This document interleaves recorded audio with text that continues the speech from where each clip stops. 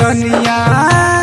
सुन सुन सुन लिट्टी सटिक लगा के मेला जाई छे पढ़े जिला दरभंगा जाई छे जानू के पढ़े जिला मधुबनी जाई छे छोरा दीपका आगे सुन सुन सुन छोरा मनीषवा संगे बतियाई छे पढ़े जिला दरभंगा जाई छे सोना के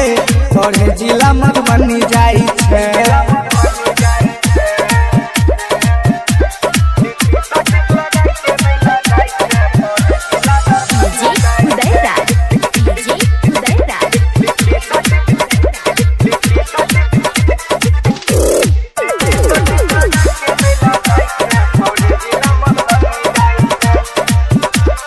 लेने छे हाथ में मोबाइल मारे छे स्टाइल केने छे दिल घायल गे रोड पछले छे तू गोरकी जे सुन ना पत्थर की बाजे छो तोहर पायल गे लेने छे हाथ में मोबाइल मारे छे स्टाइल केने छे दिल घायल गे रोड पछले छे तू गोरकी जे सुन ना पत्थर की बाजे छो तोहर पायल गे रकेशवा आगे सुन सुन सुन रकेशवा के संगे बतियाई छे पढ़े जिला दरभंगा जाई छे सोना के पढ़े जिला मधुबनी जाई छे।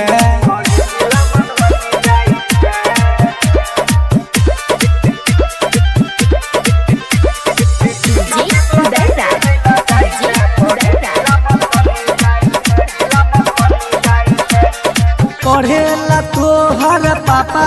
दै छौ टाका करे छे खूबे खर्चा गे घूमै छे जिला मधुबनी सतीशवा के संगे होइ छौ सौसे चर्चा गे पढ़ेला तोहर पापा